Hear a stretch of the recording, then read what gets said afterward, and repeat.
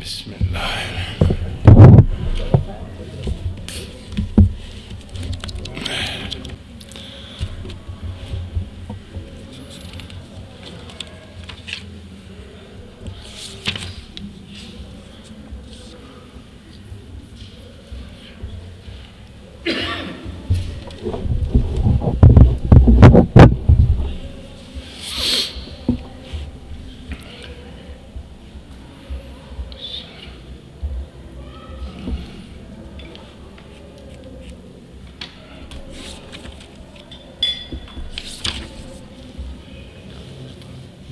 دو points left.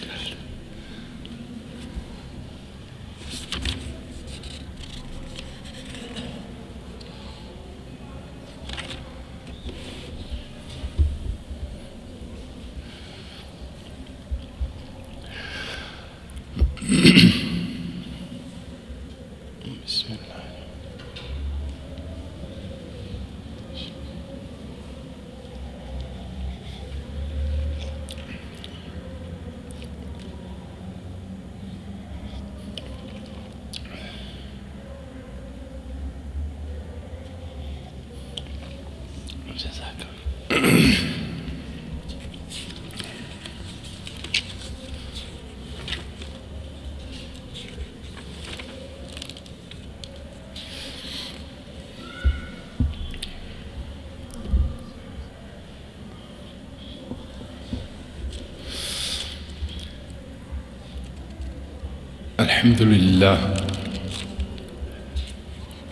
الحمد للہ وکفا والسلام علی عبادہ الذین اصطفیٰ.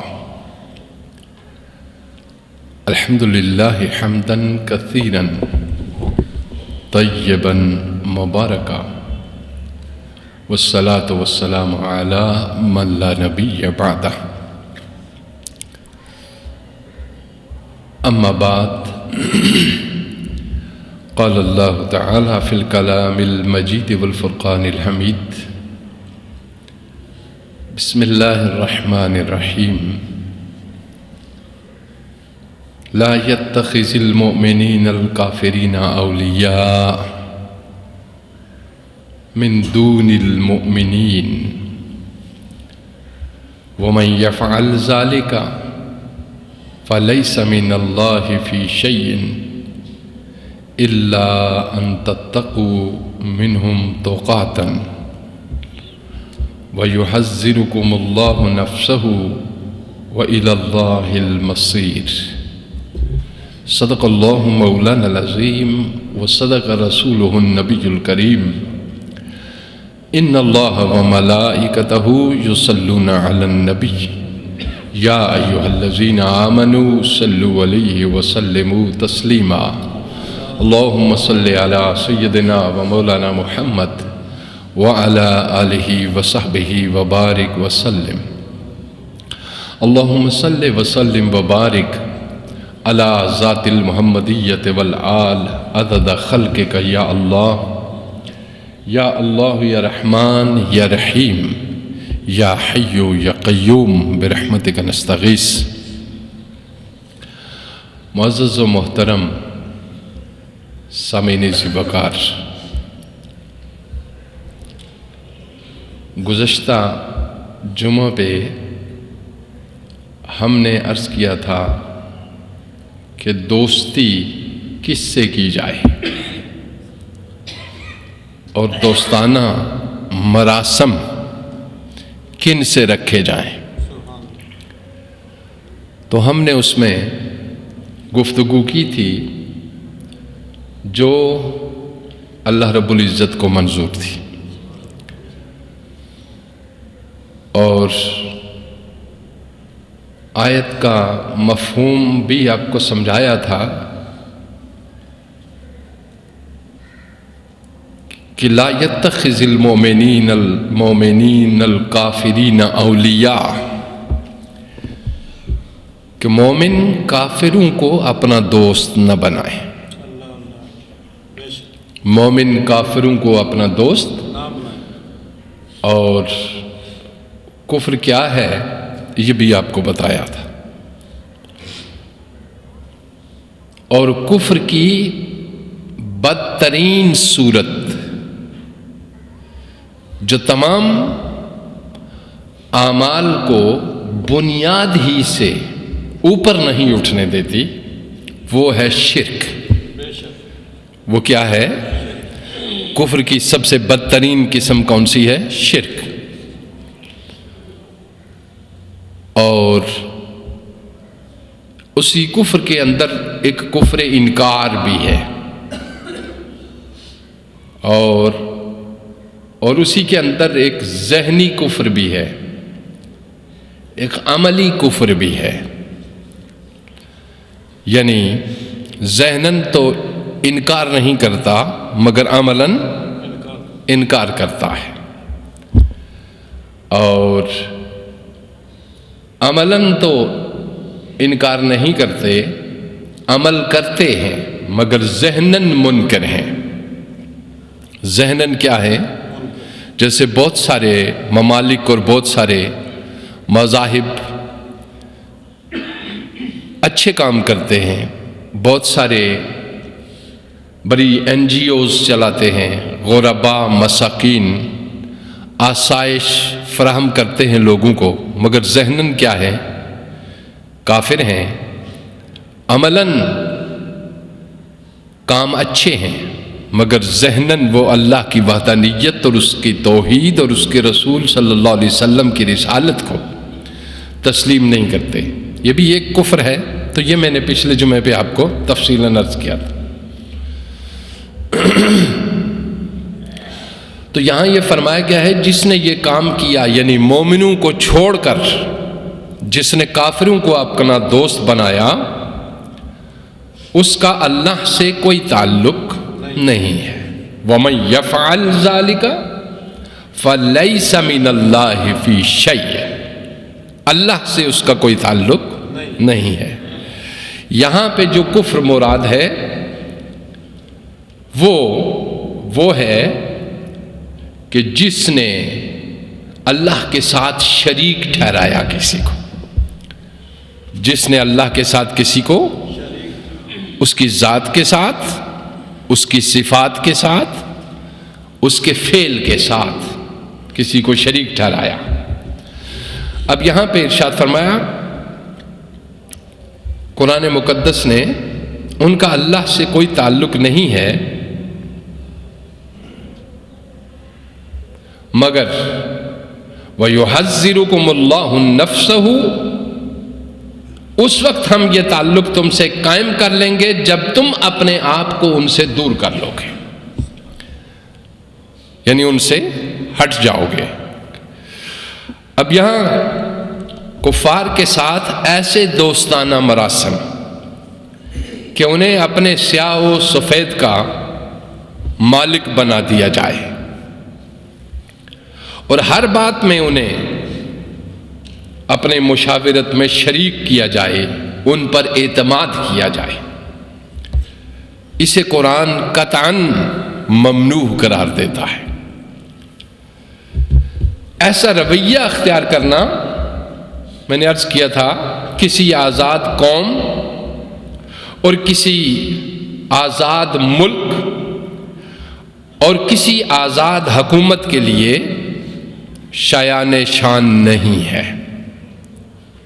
ایک بات، بلکہ یہ رویہ ذہنی غلامی کا دوسرا نام ہے، جسے اسلام کی غیرت گوارا نہیں کرتی۔ یہ تو بنیادی چیز ہے، لیکن اس کے ساتھ غیر مسلم حکومتوں کے ساتھ تجارت کرنا یا عام انسانی فلاح و بہبود کے کاموں میں ان کے ساتھ تعاون کرنا، عالمی امن اور سلامتی کی بقا کے لیے مل کر کوششیں کرنا، یا ایک مشترکہ دشمن کے مقابلے کے لیے ان کے ساتھ فوجی پیکٹ کرنا، کوئی معاہدہ کرنا، یا عام میل جول اور معاشرت میں غیر مسلموں کے ساتھ حسن سلوک اور خندہ پیشانی سے پیش آنا، یہ چیزیں قطعاً ممنوع نہیں ہیں، یہ چیزیں بالکل ممنوع نہیں ہیں۔ یہ سب اس کا ثبوت قرآن سے بھی ہے اور احادیث رسول اللہ صلی اللہ علیہ وآلہ وسلم سے بھی ہے اور اسوہ رسول اللہ صلی اللہ علیہ وسلم سے بھی ہے۔ اب یہاں پہ یہ چیز جو میں نے بیان کی تھی، اس کی تشریحات پچھلے جمعے پہ میں آپ کے سامنے کر چکا ہوں۔ تو دوست کس کو بنانا چاہیے؟ وہ جو ہمیں اس دنیا میں بھی فائدہ دے اور اگلی دنیا میں بھی فائدہ دے، یعنی یہاں پہ بھی ہمارے لیے وہ مفید ہو اور اگلی دنیا میں بھی وہ ہمارے لیے مفید ہو، تو اس کو دوست بنانا چاہیے۔ اب ہم رسول اللہ صلی اللہ علیہ وآلہ وسلم کی احادیث آپ کے سامنے کچھ رکھتے ہیں، جن احادیث سے ہمیں یہ معلوم ہو جائے کہ کس کی دوستی ہمیں مطلوب ہے تاکہ ہم کامیاب رہیں۔ چونکہ ہمارے دشمن ایک ظاہر ہے جو مشرک ہے، کھلا ہوا دشمن، یہ اس کی شکل ہے، اور وہ باطن ہے، وہ شیطان ہے جو نظر نہیں آتا، اور اس کے ساتھ معاون اور مددگار ہمارا نفس ہے۔ یہ تین دشمن ہیں۔ کتنے دشمن ہیں؟ تین دشمن ہیں۔ ایک کھلے ہوئے مشرک جو اللہ کی وحدانیت اور اس کی توحید اور اس کے رسول اللہ صلی اللہ علیہ وسلم کی رسالت اور اس کے دین اور اسلام کے منکر، یہ کھلے ہوئے دشمن۔ اور ایک چھپا ہوا دشمن ہے جو شیطان ہے، اور ایک اس شیطان کا معین اور مددگار ہے جو ہمارا نفس ہے، جو ہمارا کیا ہے؟ نفس ہے۔ اگر ہمارا نفس شیطان کی مدد نہ کرے تو پروردگار نے یہ قرآن میں لکھ رکھا ہے کہ شیطان کے اوپر، شیطان کو میں نے قطعاً یہ طاقت نہیں دے رکھی کہ وہ تمہیں گمراہ کر سکے، وہ تمہیں بہکا سکے۔ میں نے شیطان کو یہ طاقت نہیں دے رکھی۔ وہ بذات خود آپ کو بھٹکا نہیں سکتا۔ اس کے اندر اس کا معین، اس کا مددگار، اس کا ناصر ہمارے اندر کا جو نفس ہے وہ خود اس کا کیا ہے؟ مددگار ہے۔ اور ہمارا نفس اگر اصلاح پذیر ہو جائے، نفس انسانی اگر اصلاح پذیر ہو جائے، تو یہ جس جگہ قیام کرتا ہے وہاں سے بھی شیطان فرار اختیار کر جاتا ہے۔ بلکہ اگر یہ اتنا اصلاح پذیر ہو جائے کہ اس کے نام سے بھی شیطان کپ کپا اٹھے تو یہ عمر فاروق بن جاتا ہے، یہ عمر فاروق بن جاتا ہے۔ فرمایا ان الشیطان لیفر من العمر، کہ شیطان عمر سے بھاگتا ہے۔ تو گویا اس کی ارتقائی حالت کو اگر ہم نام دیں جس سے شیطان بھی کانپ اٹھے، وہ سیدنا عمر فاروق رضی اللہ تعالی عنہ۔ اب یہاں پہ انسان چونکہ خطا اور غلطی کا پتلا ہے، چونکہ اس کے اندر خطاؤں کی، غلطیوں کی اور گناہوں کی موجود ہے قوت۔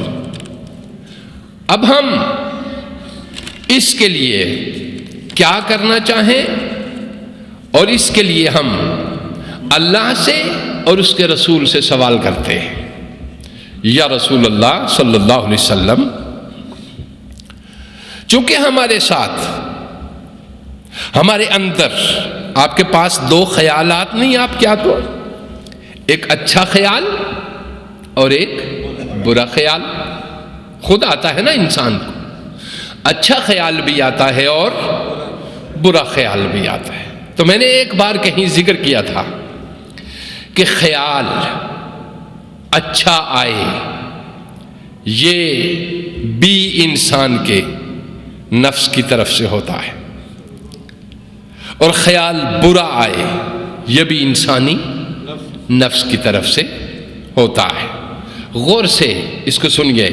عبادات لمبی چوڑی اور طویل کرنا مقصود نہیں, عبادات کو اتنا مؤثر بنانا مقصود ہے, اتنا مضبوط بنانا مقصود ہے, اتنی اس کے اندر انرجی, ایموشنل انرجی اور توانائی مقصود ہے کہ بقول شاعر مشرق وہ ایک سجدہ جسے تو گراں سمجھتا ہے, 1000 سجدوں سے دیتا ہے آدمی کو نجات. عبادات کی کوالٹی چاہیے ہے, کوانٹٹی نہیں, کوالٹی چاہیے ہے. اور اس کوالٹی کے لیے قرآن مقدس مثلا کئی دنیا کے مذاہب ہیں کہ جن کے ہاں انسان جب گناہ اور خطا کا مرتکب ہو جائے تو ان کے ہاں کوئی بخشش کی اور کوئی بھی امید نہیں, اور وہ اتنے ٹینشن کا شکار ہوتے ہیں, اتنے ذہنی مریض بنتے ہیں کیونکہ ان کے پاس قرآن نہیں ہے, ان کے پاس کوئی رحمت للعالمین نہیں ہے, اور ان کے پاس ہدی للعالمین نہیں ہے, اور وہ رب العالمین کو نہیں پہچانتے. مسلمان کتنا ہی خطا کار ہو وہ ذہن میں سے اس ٹینشن کو نکال دیتا ہے جب وہ سمجھتا ہے کہ میرا ایک رب العالمین ہے, جب وہ سمجھتا ہے کہ اس کے ایک حبیب رحمت للعالمین ہے, اور جب سمجھتا ہے کہ اس کی بھیجی ہوئی کتاب ہدی للعالمین ہے, اور میں چونکہ اس کا پیدا کرتا ہوں کیا ہوا ہوں اور وہ میرا خالق ہے, ضرور اس نے میرا تذکرہ اس میں کیا ہوا ہوگا, اس کتاب کے اندر ضرور اس نے اس کا ذکر کیا ہوا ہوگا. مجھ سے کچھ اعمال صادر ہوتے ہیں, انسان کہتا ہے کہ ہم سے کچھ اعمال کیا ہوتے ہیں, صادر ہوتے ہیں, جو انسانی جبلت کے اندر وہ جو اعمال انسان سے صادر ہوتے ہیں. تو اگر ہمارے پاس اللہ کی رحمت اور اس کی بخشش اور اس کا فضل اور اس کا اعلان اور اس کے حبیب کا اعلان نہ ہوتا تو ہماری آپ خود سوچئے کہ کیا حالت ہوتی. خود ہماری, ہم خطا کر بیٹھتے اور پروردگار نے اس کا کوئی علاج تجویز نہ کیا ہوا ہوتا, ہمیں بیماری لگ جاتی اور کوئی اس کا علاج نہ ہوتا. جس طرح اس نے تمہاری جسمانی امراض کا علاج تیار کر رکھا ہے اور ہر بیماری کا علاج موجود ہے, اسی طرح اس نے تمہاری روحانی امراض کا علاج بھی کر رکھا ہے. چونکہ روح بھی مریض ہوتی ہے اور جسم بھی مریض ہوتا ہے, لیکن یاد رکھیے بیماری پہلے روح کو لگتی ہے پھر جسم میں منتقل ہوتی ہے. گناہ کا مرض روح کو لگتا ہے پھر جسم میں منتقل ہوتا ہے.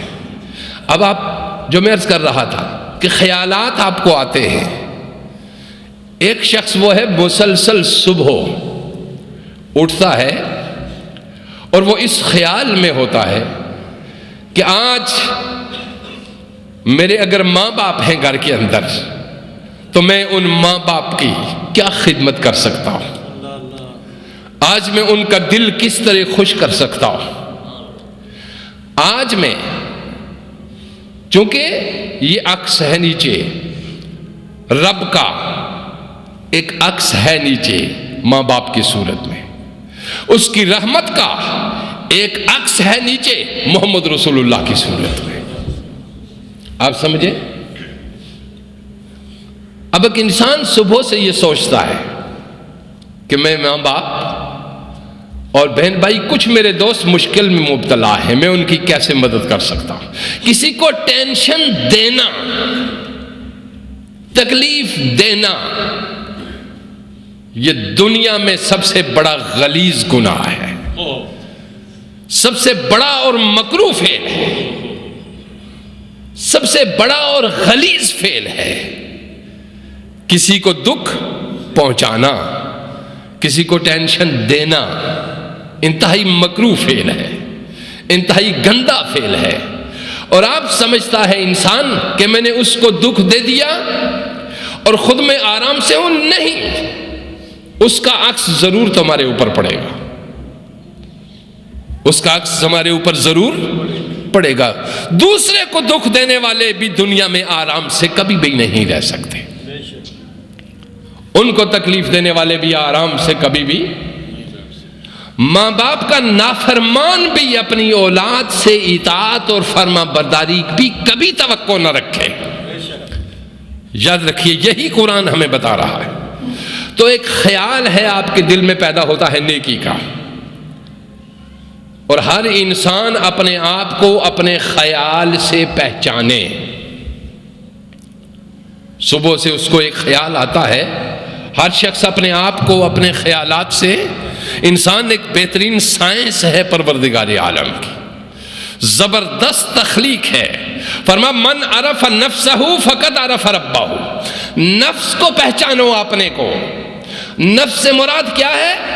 اس نفس سے مراد دو لیے ہیں، ایک یہ کہ آپ اپنی سوچوں سے اپنے آپ کو پہچانو، ایک وہ سوچیں ہیں جو تمہیں تسکین دیتی ہیں، اور وہ سوچیں ہیں جو تمہارے دماغ کو تکلیف اور اذیت میں مبتلا کرتی ہے، وہ سوچیں جو تمہیں آرام اور سکون دیتی ہیں، وہی سوچیں بدل کر جنت کا روپ اختیار کر لیں گی، اور وہ سوچیں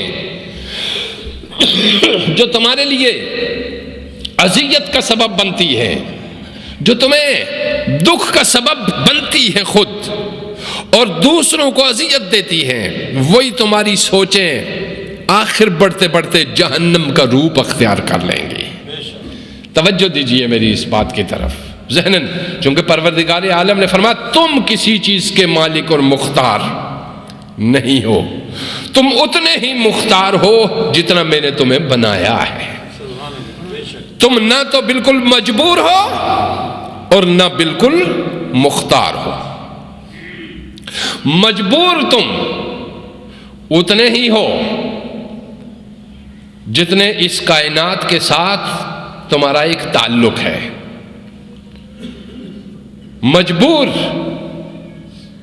ہاتھوں سے کام نہ لیا، یہ بنائے ہیں کام کے لیے، آنکھوں سے کام نہ لو، یہ بنائے ہیں کام کے لیے، زبان سے کام نہ لو، بنائے ہیں یہ کام کے لیے، پاؤں سے کام نہ لو، بنایا ہے یہ کام کے لیے، ذہن سے کام نہ لو، بنایا ہے یہ کام کے لیے، دل سے کام نہ لو، بنایا ہے یہ کام کے لیے۔ ان ساری چیزوں میں سے کسی کو استعمال نہیں کرو گے تو تم مجبور ہو جاؤ گے۔ تم کیا ہو جاؤ گے؟ مجبور ہو جاؤ گے۔ اور اگر ان کو استعمال کرو گے تو تم مختار ہو جاؤ گے۔ تم کیا ہو جاؤ گے؟ مختار ہو جاؤ گے۔ مجبور تم اتنے ہی ہو جتنا تمہیں جو صلاحیتیں دی ہوئی ہیں ان کو استعمال نہیں کرتے، اور جو صلاحیتیں تمہارے پاس ہیں ان کو استعمال کر کے تم اپنی مجبوری کو دور کر سکتے ہو۔ اب توجہ دیجئے میری بات کی طرف۔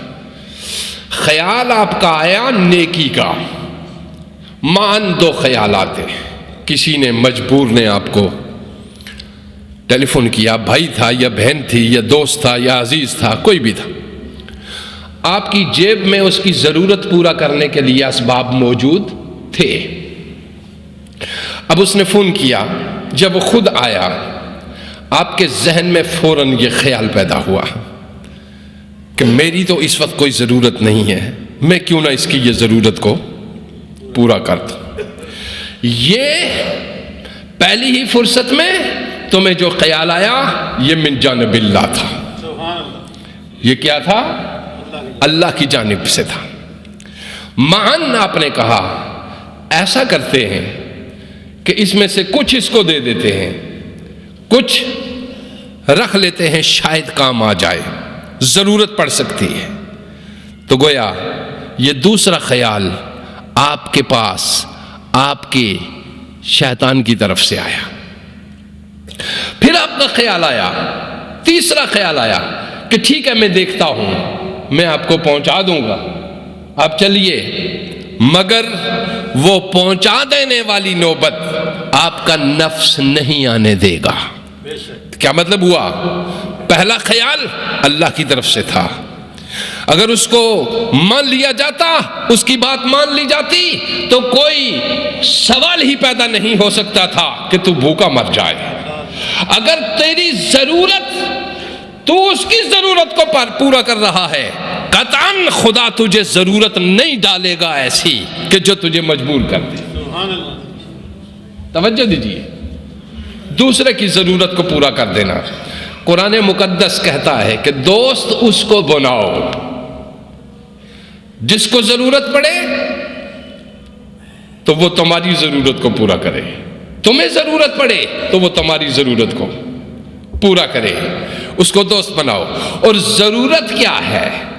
دنیا کے متاع اور ساز و سامان کی ضرورت، اس کا اللہ نے کسی دوسرے کے اوپر ڈالا ہوا نہیں ہے۔ تم جو دیتے ہو کسی کو اپنے ہاتھ سے، وہ تمہارا ہاتھ نہیں ہوتا، وہ اللہ کا ہاتھ ہوتا ہے۔ وہ کس کا ہاتھ ہوتا ہے؟ اللہ دیتا ہے، مگر کس کے ہاتھ سے؟ آپ کے ہاتھ سے۔ اب اس اپنے ہاتھ کو دیکھا کرو کہ اس میرے ہاتھ کو اللہ نے کتنی مرتبہ استعمال کیا ہے۔ اس میرے ہاتھ کو اللہ نے کتنی دفعہ استعمال کیا، یہ کتنی دفعہ اللہ کا بنا۔ ماں کی آپ نے خدمت کی، ان کی تھراپی کی، پاؤں دبائے، اور یہ کیا ہے؟ آپ اس کو خیال کر کے دیکھو کہ کتنی دفعہ آپ کے ہاتھ ماں، بوڑھی اور کمزور ماں کے تھراپی کے لیے، پاؤں دبانے کے لیے لگے، اور ان ہاتھوں سے کتنی مرتبہ اللہ نے تمہیں ماں کے قدموں کی طرف لے گیا ہے۔ یہ دیکھو کتنی دفعہ گئے ہیں۔ آپ خود اندازہ لگا سکتے ہو اپنے قدموں کا کہ یہ کس وقت کہاں چل کے گئے ہیں۔ اگر یہ زیادہ مقدار میں اللہ کی راہ پہ چل کے گئے ہیں، جی ایک اللہ کی راہ پہ چلنا وہ ہے، یہ یاد رکھیے، میرا اپنا کنسپٹ الگ ہے اللہ کی راہ پہ چلنے کا۔ ایک مروج طریقہ ہے کہ اللہ کی راہ پہ چلیں، میں اس مروج طریقے کی بات نہیں کرتا جو ہمارا کیا ہے، مروجہ طریقہ ہے کہ اللہ کی راہ میں نکلو۔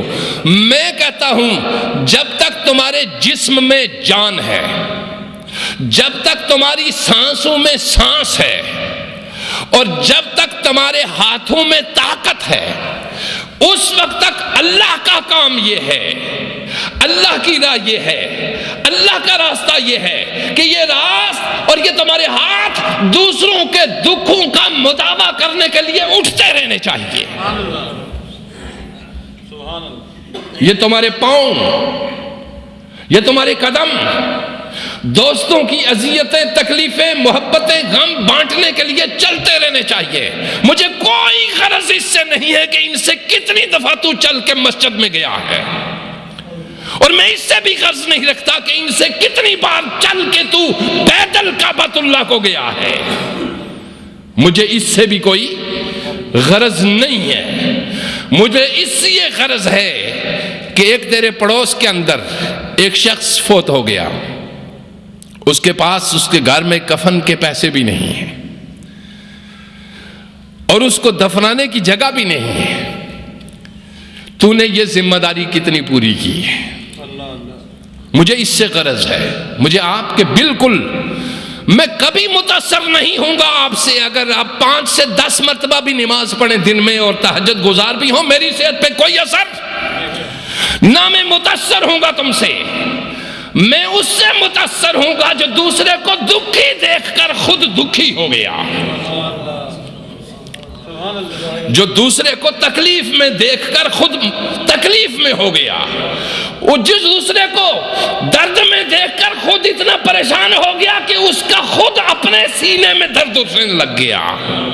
میں ایسے کا دوست ہوں, میں ایسے کو دوست بنانا چاہتا ہوں, اور میں اس انسان کا دوست ہوں. مجھے کوئی اور شے متاثر نہیں کر سکتی. میرے رسول اللہ صلی اللہ علیہ وآلہ وسلم نے ارشاد فرمایا. سنیے, اب میں آپ کو بتاتا ہوں بات, اور 2 احادیث سناؤں گا انشاءاللہ. وہ حدیث آپ غور سے سنیے. دوست کس کو بنایا؟ اس کو جو یہاں بھی کام آئے اور آخرت میں بھی کام آئے, اس کو دوست بنائے. مثلا عمل صالح, اس کا ایک طریقہ وہ ہے جو شخصی ہے, انفرادی ہے. انفرادی عمل, یعنی آپ نماز پڑھ رہے ہیں, آپ روزہ رکھ رہے ہیں, جی آپ حج کر رہے ہیں. یہ سارے اعمال کیا ہیں؟ انفرادی اعمال ہیں. میرے پاس کوئی ضمانت اس کی نہیں ہے کہ یہ انفرادی عمل تمہارا اللہ نے قبول کیا ہے یا نہیں کیا.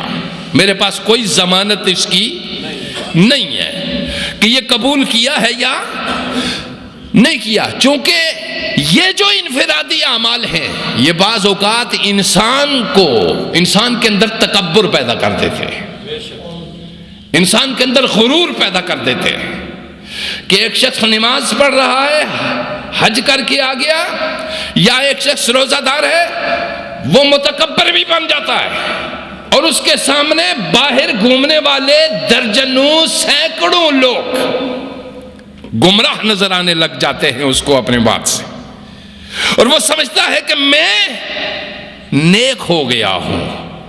صرف ذہن میں یہ تیرے آیا کہ میں صالح بن گیا, میں نمازی بن گیا, میں نیک بن گیا, میں پرہیزگار بن گیا, اور باہر سینکڑوں لوگوں کے لیے تیرے دماغ میں جو ہی یہ خیال آیا کہ یہ سب کے سب کیا ہیں؟ اللہ کے باقی ہیں, یا یہ عبادت کی طرف راغب نہیں ہوتے, تیرا وہ سارا کیا درا کیا ہو گیا. چونکہ میرے رسول نے فرمایا تمہارے اعمال اس وقت تک ان پہ غور کرتے رہو جب تک تمہارا خاتمہ ایمان پہ نہ ہو جائے. کچھ پتہ نہیں کہ میں مسجد سے اٹھا کر تمہیں مندر میں بھیج دوں, اور کچھ پتہ نہیں کہ میں شراب خانے سے اٹھا کر تمہیں کعبے میں بھیج دوں. توجہ دیجئے, یہ چیزیں ہمارے ذہن میں رہنی چاہیے کہ نیک اعمال انسان کو اپنے نیکی اور تقوی پہ گھمنڈ نہیں ہونا چاہیے. اور اگر کسی برے کو دیکھتے ہو, حضرت سہیل تستری رحمت اللہ علیہ, جی حضرت سہیل تستری رحمت اللہ تعالی علیہ بڑے اللہ کے ولی تھے, دوست تھے. جی سمجھے میری بات؟ پانی میں کشتی میں جا رہے تھے, ایک طرف کچھ لوگ ذہن آپ کو بتانا چاہ رہا, سوچ فکر, تفکر ساعتن خیر من عبادت الثقلین, ایک گھڑی کا فکر 2 جہاں کی عبادت سے بہتر بن جاتا ہے. توجہ دیجئے, پرسنالٹی خوبصورت ہونی چاہیے, شخصیت خوبصورت ہونی چاہیے, ذہن صاف ستھرا ہونا چاہیے, قلب بالکل حلیم و کریم ہونا چاہیے. یہ ہے ذہن کے اندر بات, غور کیجیے. سہیل تستری جا رہے تھے کشتی میں, لوگ وہ بھی سوار ہو گئے جو ہلن بازی جیسے آپ دیکھتے ہیں نا, ہمارے معاشرے میں بھی ہوتی ہیں نا یہ چیزیں. بعض ادم مچاتے ہیں نوجوان ینگ, کہیں ون ویلنگ کر رہے ہوتے ہیں, کہیں کچھ کر رہے ہوتے ہیں, ٹھیک ہے, اور کہیں کسی طرح ایک ادم مچا ہوا ہوتا ہے. ہم بیٹھ کے تبصرہ شروع کر دیتے ہیں کہ ہمارا کلچر تباہ ہو گیا, ہمارا برباد ہو گئے, ہم ینگ جنریشن نوجوان نسل ہماری کیا ہو گئی, خراب ہو گئی. اور ینگ جنریشن نوجوان نسل خراب ہو گئی, یہ تیرا تجزیہ ہے, اس لیے کہ تو نے 10 یا 20 یا 15 وہ روڈ پہ ادھم مچاتے ہوئے دیکھے، اور وہ جو 2-4 ہزار اور 500 اور 600 تیرے پاس مسجد میں عبادت کر رہے ہیں، وہ تجھے کیوں نظر نہیں آتے؟ وہ کیوں نہیں تجھے نظر آتے؟ اور وہ اتنے ایک تجھے نظر آگئے. پھر میں بات بتا رہا ہوں آپ کو، سوچ کا فرق ہوتا ہے. جا رہے تھے اور وہاں پہ انہوں نے اپنا ڈانس کرنا، ناچنا جیسے لوگوں کا ہوتا ہے، وہ شروع کر دیا انہوں نے. اور وہ جب انہوں نے شروع کر دیا اٹھ کر، اس طرح حضرت سہیل تستری رحمت اللہ علیہ نے، ان لوگوں نے، نوجوانوں نے، مرید تھے خاص، کچھ ساتھ کیا تھے ان کے؟ مرید تھے. کچھ مرید وہ ہوتے ہیں جو اللہ میں فنا ہوتے ہیں اور شیخ میں فنا ہوتے ہیں، ٹھیک ہے؟ اور کچھ مرید وہ ہوتے ہیں جو بڑی تعداد میں ہوتے ہیں، جن کی کوئی اخلاقی قدریں ان کو کھانے کے لیے مل جاتا ہے، جی پیٹ میں کچھ ڈل جاتا ہے، ارد گرد لگے رہتے، گدیوں پہ بے شمار مجاور پڑے رہتے ہیں. ٹھیک، ہم کہتے ہیں کہ یہ سب مرید ہیں، نہیں، مگر وہ مرید نہیں ہوتے میم کے پیش کے ساتھ، وہ مرید ہوتے ہیں میم کے زبر کے ساتھ. جی وہ کیا ہوتے ہیں؟ مرید. مرید اور مرید میں فرق ہے. مرید میم کے زبر کے ساتھ کیسے ہیں؟ سرکش انسان کو. جی وہ ساتھ تھے کچھ لوگ، انہوں نے حضرت سہیل تستری کو کہا کہ حضور آپ ادھر کشتی میں بیٹھے ہوئے ہیں اور ساتھ یہ لوگ ادم مچا رہے ہیں، اور ان کے لیے دعا کیجئے کہ ان کا بیڑا غرق ہو، برباد ہو جائیے. آپ کی شخصیت اور آپ کی جو بزرگی ہے اس کی کیا ہو گئی؟ توہین ہو رہی ہے. اور آپ پیسی میں بیٹھے ہوئے ہیں، آپ ہنس پڑے اور آپ نے ہنس کے فرمایا کہ میں ہاتھ اٹھاتا ہوں دعا کے لیے، تم بھی ہاتھ اٹھاؤ. تو انہوں نے کہا پروردگار عالم، جس طرح تو نے ان کو یہاں خوش خوش رکھا ہوا ہے، آخرت میں بھی ان کو یوں ہی خوش رکھ. دعا اور ذہن میں فرق دیکھیے ذرا. ذہنی ایک صوفی کس طرح سوچتا ہے، ایک وہ اللہ کا ولی کس طرح سوچتا ہے. فرمایا مولا جس طرح ادھر خوش کیا ہے ان کو، اس طرح ادھر بھی خوش رکھنا. مجھے کہنے لگے یہ تو کوئی دعا تو نہ ہوئی نا. ہم تو چاہتے تھے اس کا بیڑا غرق ہو جائے، ان کا ادھر ہی برباد ہو جائے، تاکہ کرامت کا ظہور ہو آپ کا اور سہم کے جائیں. آپ نے فرمایا نہیں، ہم اس کام کے لیے نہیں آئے. ہم یہاں ہنستے والوں کو وہاں بھی ہنستے دیکھنا چاہتے ہیں. ہاتھ اٹھائے، دعا کی. کچھ دیر گزری، اسی کشتی کے دوران، سفر کے دوران ہی آہستہ آہستہ نوجوان آتے گئے، قریب بیٹھتے گئے اور بات ہوتی گئی. نتیجہ یہ نکلا کہ جب سفر ختم ہوا، کشتی مکمل ہوئی، جو سالوں سے مرید ساتھ تھے ان کا مقام اور درجہ وہی تھا، مگر وہ جب اترے تو ہر ایک اللہ کا ولی بن چکا تھا. توجہ دیجئے دوست، ہر ایک اللہ کا دوست بن چکا تھا. تو سمجھو میری بات، رحمت حق بہانہ می جویت، بہانہ می جویت. اللہ کی رحمت بہانہ چاہتی ہے، بہت سارا تومان. اللہ کی رحمت کوالٹی چاہتی ہے، کوانٹیٹی نہیں چاہتی. کثیر اعمال نہیں چاہتی. اس کی رحمت بہت کم مگر اتنے پرخلوص اور اس قدر محبت. اب یہاں پہ جب ہم آپ کے سامنے حدیث بیان کرتے ہیں اور اس حدیث کے اندر یہ الفاظ بھی بیان کریں گے کہ حالت بعض اوقات انسان کی کیا ہوتی ہے. ہر انسان جب آگے بڑھتا ہے کچھ سوچتا ہے، اللہ تعالی، اللہ خالق ہمارا، سب سے پہلی دوستی اس کی دوستی ہے، سب سے بڑی دوستی اس کی دوستی ہے۔ اور اس کا دوست کیا کرتا ہے؟ وہ اپنے آپ کو اس کے رنگ میں رنگ لیتا ہے۔ جب ہم اللہ کے دوست کے رنگ میں، اللہ کے رنگ میں رنگے گئے، تخلقوا باخلاق اللہ، اپنے آپ کو اس کے رنگ میں رنگنے کا کیا مطلب؟ بعض لوگ اللہ کے اسماء کا کیا کرتے ہیں؟ وظیفہ کرتے ہیں، اس کے ناموں کا کیا کرتے ہیں؟ وظیفہ کرتے ہیں، اور تم بتا دیے کہ یہ اسماء ہیں، یہ ورد ہے ان کا، الفاظ کی توانائی ہے، آپ اس کو استعمال کریں۔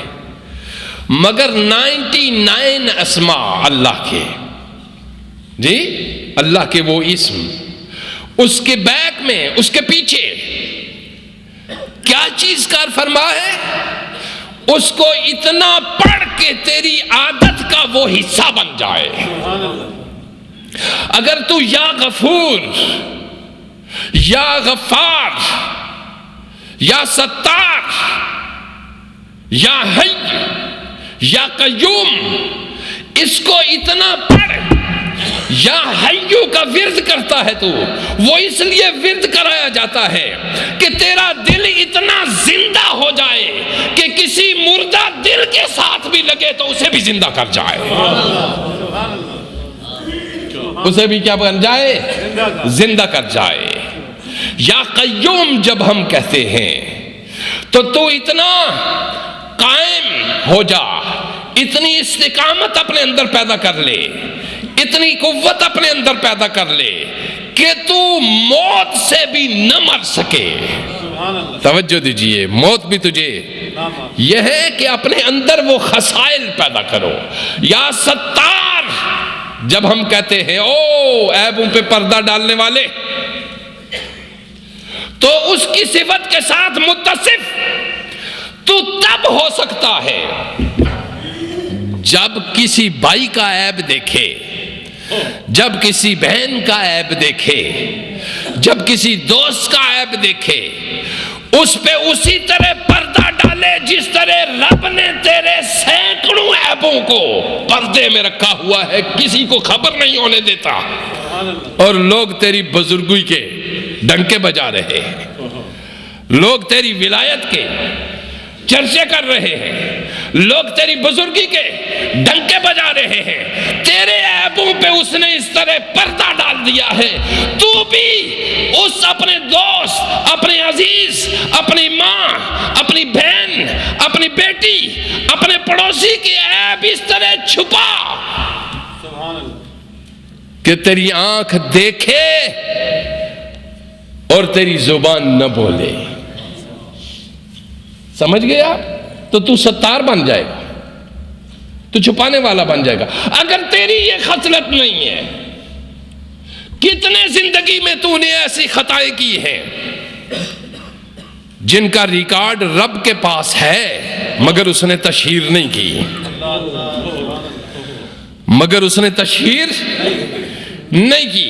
اگر وہ تشہیر کر دیتا تو تیرا ستیہ ناس ہو جاتا، تیرا بیڑا غرق ہو جاتا، مگر رب عیب پوش ہے، رب عیبوں پہ پردے ڈالنے والا ہے۔ اب یہاں پہ آپ کو حدیث سناتا ہوں، اور یہ حدیث اللہ پاک نے انس بن مالک رضی اللہ تعالیٰ عنہ سے، یہ حدیث مروی ہے۔ حضرت انس فرماتے ہیں قال سمعت رسول اللہ صلی اللہ علیہ وآلہ وسلم، حضرت انس فرماتے ہیں میں نے رسول اللہ صلی اللہ علیہ وآلہ وسلم سے سنا، میں نے حضور سے سنا، اور حضور فرماتے تھے کہ قال اللہ، مجھے میرے رب نے بتایا، مجھے میرے رب نے بتایا، یعنی وہ بات جو حضور فرماتے ہیں کہ مجھے میرے رب نے بتائی، اس کو حدیث قدسی کہتے ہیں۔ براہ راست حضور سے اللہ کلام کرتا ہے. فرمایا کیا بتایا جی؟ غور سے سنیے. ہمیں سننا چاہیے اور اپنے آپ کو بدلنا چاہیے. موسیٰ کلیم اللہ علیہ السلام کے زمانے میں ایک عیسائی راہب نے اپنے آپ کو چھت پہ دوسری منزل پہ ایک کمرے میں مقید کر دیا. راہب مقید ہو گیا، وہاں بیٹھ گیا. اتنی طویل عرصہ بیٹھا رہا کہ اس کو 70 سال گزر گئے ادھر. جی کسی نے کہا بھائی باہر کیوں نہیں آتے؟ اس نے کہا ایک چیز کا خوف ہے. کہا کس چیز کا خوف ہے؟ کہا میں نے اپنی طبیعت کا اندازہ لگایا ہے. میرا جو نفس ہے میری جو طبیعت ہے وہ ایسی ہے کہ جب میں باہر آؤں گا تو ضرور میری زبان سے کسی کو تکلیف ہوگی.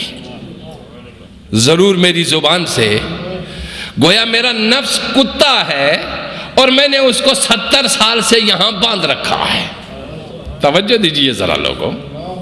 جی میں نے 70 سال سے اس کو یہاں سے اس لیے باندھ رکھا ہے یہاں پہ کہ اگر میں باہر نکلا تو ضرور کسی نہ کسی کو میں کچھ نہ کچھ کہہ دوں گا، غیبت کر دوں گا کسی کی، دکھ دے دوں گا کسی کو، تکلیف دے دوں گا کسی کو. لوگوں جو اللہ کے دوست ہیں وہ اتنے سے ہی چیزیں بھی برداشت نہیں کر سکتے. آپ سنیے ذرا، اب سنیے. قال اللہ تعالی یا ابن آدم، حضور علیہ الصلوۃ والسلام نے فرمایا کہ مجھے میرے رب نے فرمایا کہ اے حضور فرمائیے اے انسان انک ما دعوتنی ورجوتنی. ارشاد فرمایا جب تک تو مجھ سے دعا کرتا اور امید رکھتا رہے گا. اللہ فرما رہا ہے جب تک تو مجھ سے دعا کرتا اور امید رکھتا رہے گا. اب کیا چیز ہے؟ دو چیزوں کو جوڑ دیا یہاں پہ پیر صاحب، دعا کو اور امید کو. کون یہ بات کہہ رہا ہے؟ اللہ. کس سے کہہ رہا ہے؟ اپنے رسول صلی اللہ علیہ وسلم. فرمایا انک ما دعوتنی فرجوتنی. جب تو دعا کر رہا ہے، جب تک تو مجھ سے دعا کرتا ہے اور امید رکھتا رہے گا، غفرت لک، فرمایا میں تیرے گناہوں کو بخشتا رہوں گا. رسول اللہ نے فرمایا کہ میرے رب نے یہ فرمایا. تو کیا مطلب ہو گیا؟ دو چیزیں جمع کر دی، دعا اور امید. دعا اور دعا بھی ہو اور نا امیدی بھی ہو. نہیں ہو سکتا. دونوں چیزیں جمع ہوں. آپ کے ہاتھ اٹھیں تو ایسے کے سامنے پورے کامل یقین کے ساتھ کہ میرا رب میری دعا کو ضرور قبول فرمائے گا. میری دعا کو ضرور قبول فرمائے گا. توجہ دیجئے. دعا اور امید ان دونوں کو جمع کرو. لیکن یاد رکھو اگر ایک شخص نے میٹرک کیا ہے تو وہ ماسٹر کی ڈگری مانگے تو کوئی دے گا؟ اور کسی نے ماسٹر کر لیا ہے تو وہ پی ایچ ڈی کی ڈگری لینا چاہے تو لے سکے گا؟ ہماری دعا کی بالکل یہی صورت ہے. ہم نے پرائمری کیا ہوتا ہے اور دعا مانگ رہے ہیں پی ایچ ڈی کیے جانے والے شخص کی. دعا کا ہمارا ڈگری وہ مانگ رہے ہوتے. یہ ڈگری مت مانگ. اہلیت پیدا کر.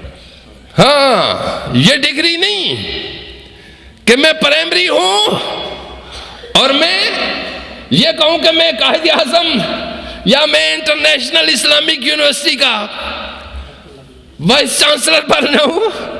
جی نہیں. دعا کر اپنی اہلیت کے مطابق. اس کو رب کبھی رد نہیں کرتا. تو بیٹھ کے دعا کرتا ہے. ایک دفعہ ایک بزرگ گئے حج کرنے کے لیے, عمرے کے لیے. میں نے کہا اللہ جی دعا, کہنے لگے اللہ پاک نے توفیق دی, عمرہ کر کے آیا. میں نے کہا شکر الحمدللہ, اللہ آپ کو پھر توفیق دے جانے کی, عمرے کی توفیق دینے کی. کہنے لگے بس میں نے کچھ درخواستیں پیش کی. میں نے کہا کیا درخواست پیش کی آپ نے؟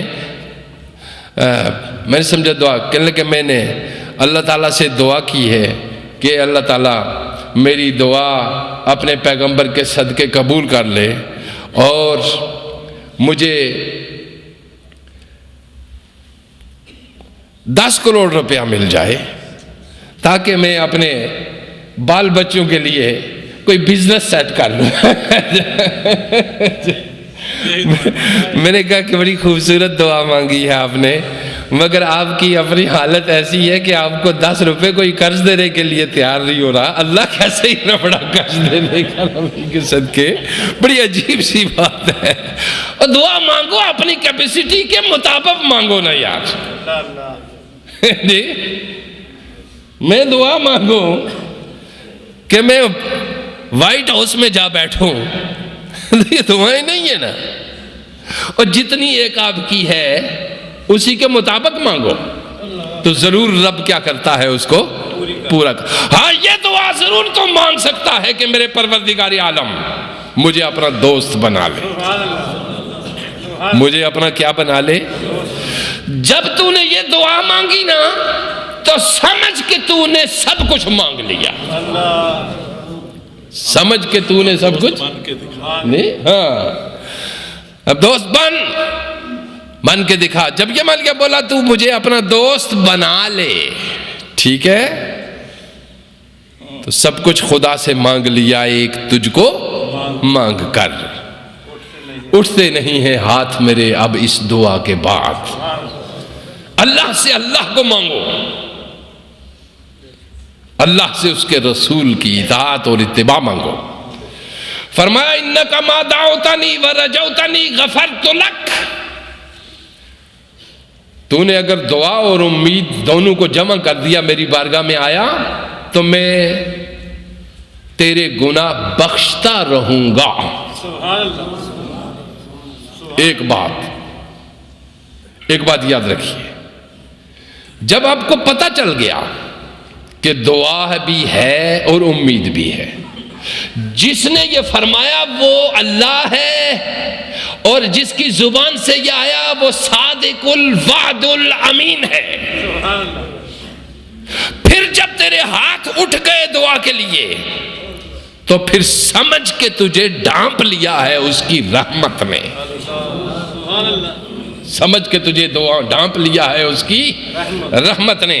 اب دوسری بات سنیے, الا ما کان فیک, یہ زبردست بات کہی ہے. یہ جملہ بڑا زبردست کیا گیا ہے, الا ما کان فیک. سنو, میں تجھے بخش دوں گا.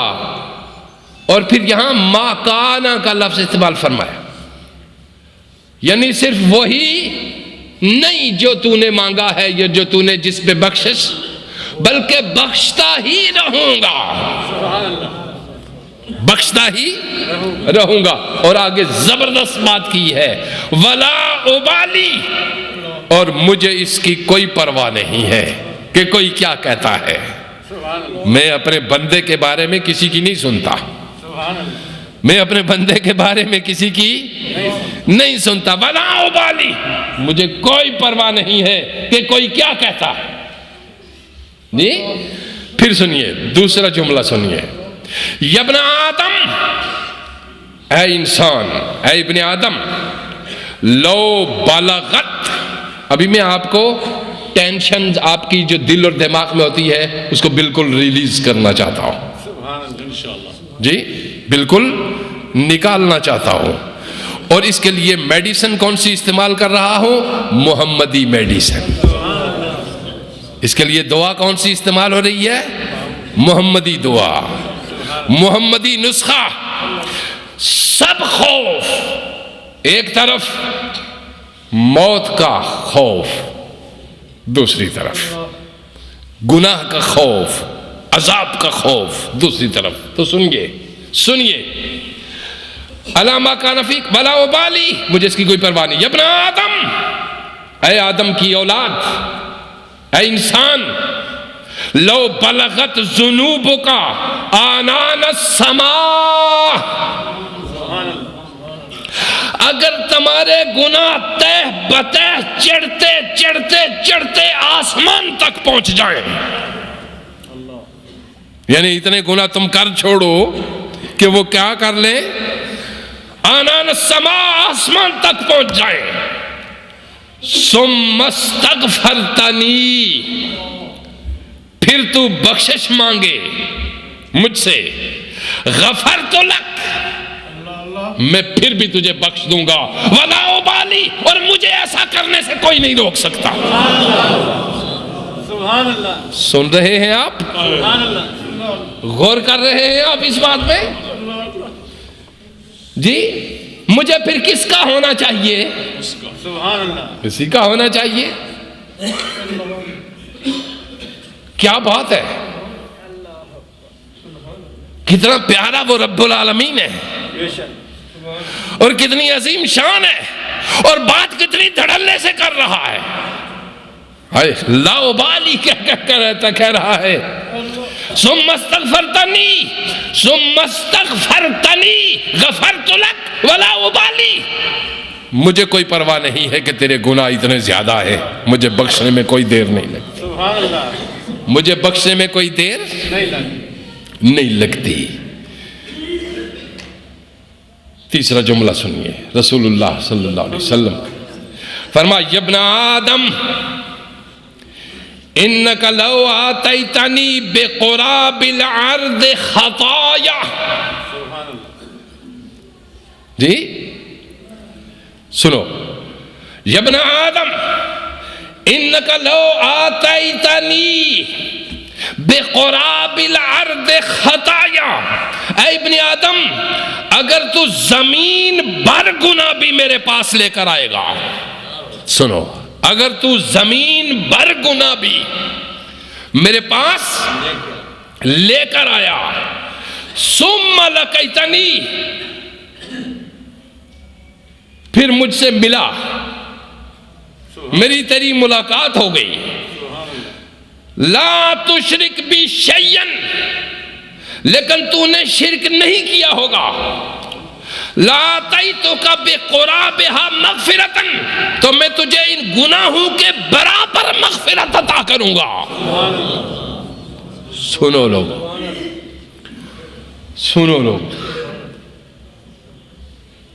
یہ کیا چیز ہے؟ یہ کیا پیغام ہے؟ یہ امید دلائی جاتی ہے کہ میں اتنا رحیم ہوں، اتنا کریم ہوں، اتنا مہربان ہوں، اتنی محبت تم سے کر رہا ہوں، تو تم کیا کرو؟ اللہ غنی. بس تمہیں کیا کرنا ہے؟ صرف یہ ایک جملے دو حدیث کے.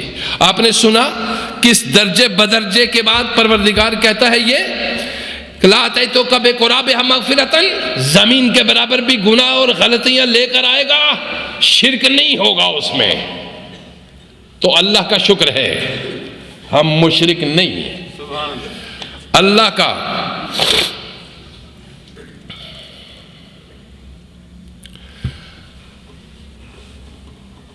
کیا اللہ ہمارے ہم شرک سے کیا ہیں؟ سارے ایک بار یوں ہی بلند آواز سے کہو لا الہ لا الہ لا الہ محمد رسول اللہ. اللہ کے سوا کوئی الہ نہیں ہے. اشہد ان لا الہ الا اللہ وحدہ لا شریک لہ لہ الملک ولہ الحمد یحیی و یمیت وہو حی لا یموت بیدہ الخیر وہو علی کل شیء قدیر. پروردگار ہم سب بیٹھ کے یہ گواہی دے چکے، کچھ بچے، کچھ بوڑھے، کچھ جوان، لکھ لے ہماری اس گواہی کو کہ ہم مشرک نہیں ہیں. سبحان اللہ جب ہم شرک نہیں کرتے تو ہم تیری رحمت کے امیدوار ہیں، تیری بخشش کے متمنی ہیں، تیری خیرات کے لیے جھولیاں پھیلاتے ہیں، تو ہمیں بخش دے، آمین تو ہمیں معاف فرما۔ پروردگار عالم ہم سے راضی ہو جا، اور ہمیں یقین ہے ایسا ہی ہوگا، چونکہ تیری رحمت نے ہمیں کبھی نا امید نہیں ہونے دیا، اور تیرے سوا ہم دل بھی کسی سے نہیں لگاتے، سبحان اللہ اور تیرے سوا ہمارا دل بھی کسی سے نہیں لگتا، یا تجھ سے لگتا ہے یا تیرے حبیب سے لگتا ہے۔ سبحان اللہ سنو، آخری میں نے حدیث سنانی تھی دوسری، مگر وہ میں اگلی جمعے کے لیے چھوڑ دیتا ہوں، ٹائم ختم ہو گیا۔ اور اب اللہ پاک ہماری بخشش فرمائے۔ پروردگار ہمارے اعمال کو تو جانتا ہے، ما عبدناک حق عبادتک، ہم عبادت نہیں کر سکے اس طرح جس طرح تیری عبادت کرنی چاہیے، بے شک وما عرفناک حق معرفتک، ہم پہچان بھی نہیں سکے اس طرح تجھے جس طرح تجھے پہچاننا چاہیے ہے۔ پروردگار ہم تسلیم کر چکے کہ ہم عاجز ہیں، اور تسلیم کر چکے کہ تو کبریا ہے، سبحان اللہ اور گواہی دے چکے کہ تو وحدہ لا شریک ہے، اور یہ بھی گواہی دے چکے کہ یہ تیرا پیغام لے کر آنے والا سچا محمد آخری نبی اور آخری رسول ہے، اس کے بعد کوئی رسول اور کوئی نبی بھی نہیں ہے۔ اب ہماری یہ کشتی تیرے حوالے ہے، اب ہم اس کشتی میں بیٹھ چکے جہاں تیرے موحدین بیٹھتے ہیں، سبحان اللہ ہم اس کشتی میں بیٹھ چکے، اب یہ جو تو نے کہا ہے اس کو سچ کر دکھانا، سبحان اللہ اور ہمارے گناہوں کو معاف کر دینا، ہمیں بھی بخش دے، ماں باپ کو بھی، بہن بھائیوں کو بھی، دوستوں کو بھی، عزیزوں کو بھی، روئے زمین پہ سب کی بخشش فرما۔ اب یہ کسی نے سوال بھیجا ہے، کیا عیسائی مسلک کے لوگوں کو، کرسچنز کو وہ کرسمس کی مبارک دینی چاہیے یا نہیں دینی چاہیے؟ ہیپی کرسمس کہنا جائز ہے یا ناجائز ہے؟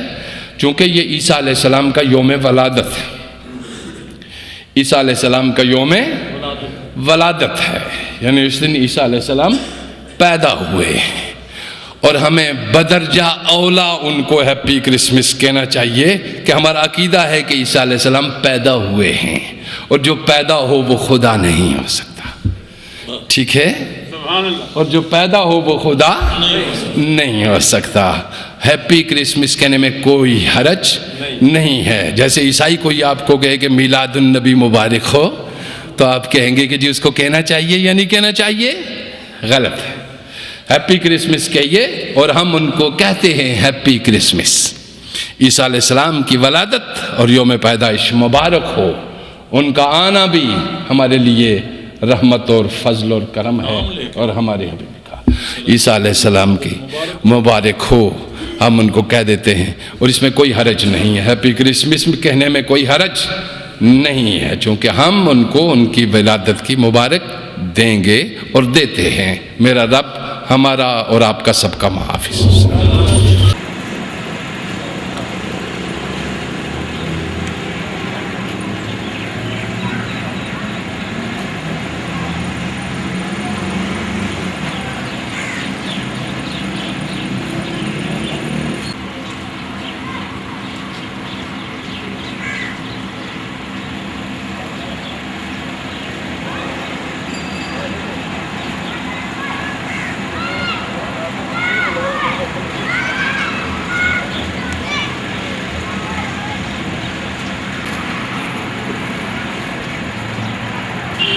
میں نے کہا شاہ صاحب کی گاڑی کی ویڈیو بناؤں۔